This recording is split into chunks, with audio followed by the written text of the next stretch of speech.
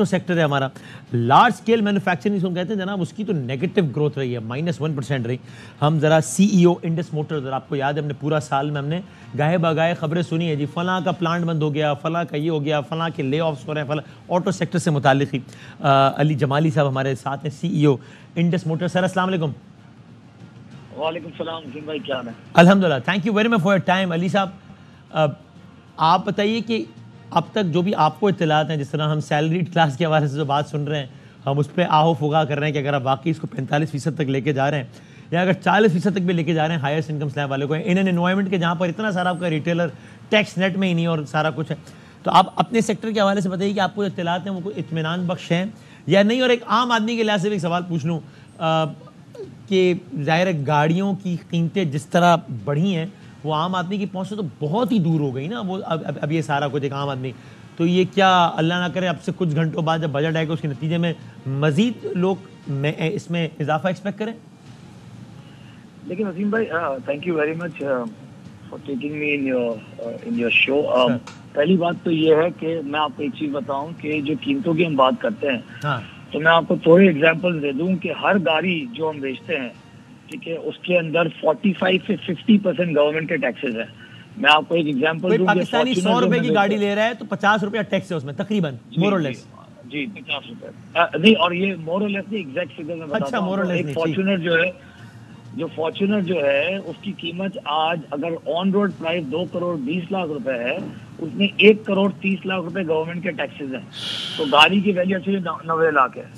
ठीक है, जो करोला आप देखते हैं जिसकी ऑन रोड प्राइस 75 लाख रुपए बढ़ती है, उसमें 37 लाख जो है वो गवर्नमेंट के टैक्सेस है। तो प्राइसेस जो है वो इंक्रीज है कि गवर्नमेंट अपने टैक्सेस भी बढ़ाएं, ऑब्वियसली डिवैल्यूएशन भी होगी, इन्फ्लेशन भी आई है।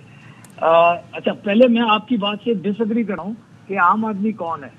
आम आदमी वो है भाई जो हमारी फैक्ट्रीज में और हमारा पूरा वेंडर नेटवर्क में जो 40,000 50,000 सही बात, जो जिसकी गाड़ी तक तो पहुंच ही नहीं है। मैं तो एक अलग क्लास की बात कर रहा हूँ, ठीक कह रहे हैं यार, वो तो बेचारा गाड़ी में 6 किलोमीटर सफर करने के पेट्रोल के बारे में सोच रहे हैं। आम आदमी तो वो है। जी, तो आम आदमी वो है जिनको हमने नौकरियां देनी है, और ऑटो सेक्टर जो है 25 लाख लोगों को नौकरी दे रहा है। और आपने इस तरह बात की, we were working on double capacity, 100 से आज जो आपकी कैपेसिटी ऑटो की वो 25 पे आ गई है। अब वी अंडरस्टैंड कि इंटरेस्ट रेट ज्यादा थे तो फाइनेंसिंग नीति और इन्फ्लेशन है, लेकिन एक बहुत मेजर मसला ये है कि आजकल ये हो रहा है कि किसी मुल्क में ये नहीं हो रहा कि जहाँ पे आपकी इंडस्ट्री मैन्युफैक्चरिंग करती हो वहाँ पे यूज कार्स को अलाउ किया जाए।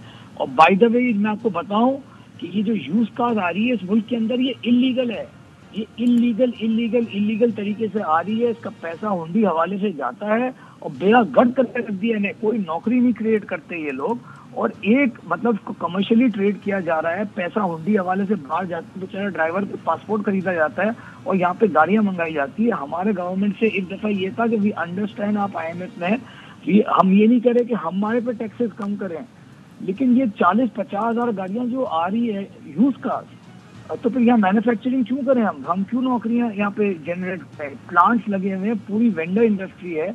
इंडस मोटर एक दिन के अंदर 25 करोड़ रुपए का माल जो है वो पाकिस्तान के वेंडर से खरीदता है अपनी गाड़ियों में लगाने के लिए।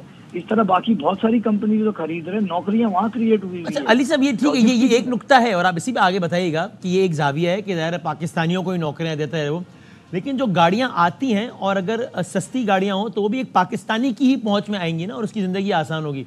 ये क्रिटिसिज्म तो बहुत पुराना है ना ऑटो इंडस्ट्री पे कि जनाब अब लोकल इंडस्ट्री को तहफ़्फ़ुज़ फराम करने के चक्कर में या इसके नाम पर आपने बस भट्टा ही बिठा दिया और महंगी होती चली जा रही है और बस आम आदमी की पहुंच से दूर हो गई। उससे भी आम पाकिस्तानी मुतासर हो रहे हैं ना।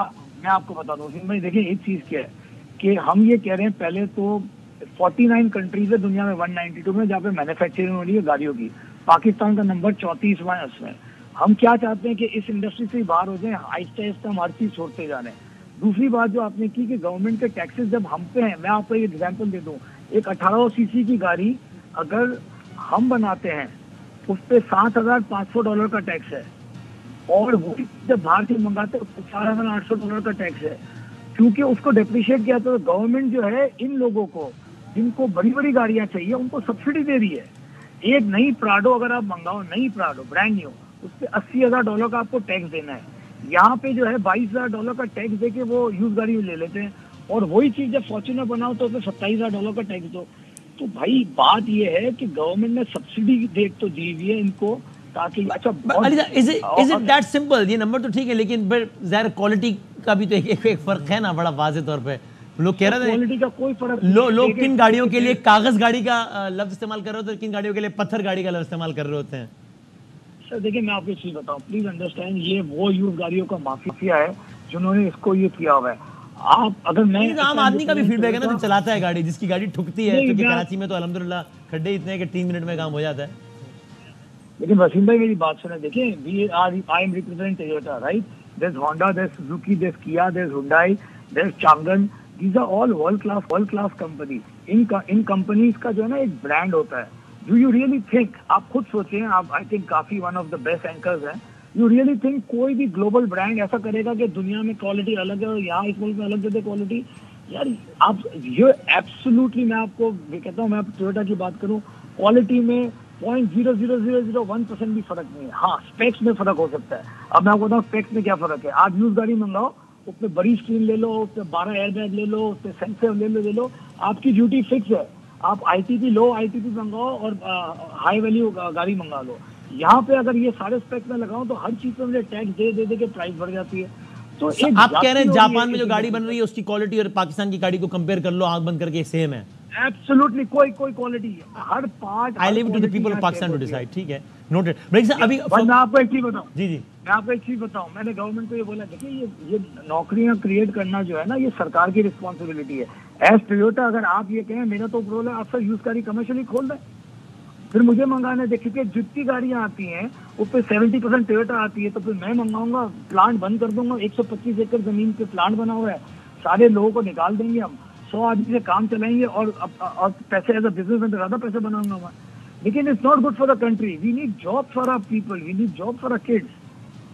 ये जरूरी है। 40,000 वाला। सो मैं फाइनल क्वेश्चन टू अली साहब, आप इसमें कंक्लूड कर दीजिएगा कि आप कह रहे हैं कि हमें मजीद कुछ कंसेशंस चाहिए इंडस्ट्री को, लोकल इंडस्ट्री को तहफ्फुज़ फराहम करने के लिए?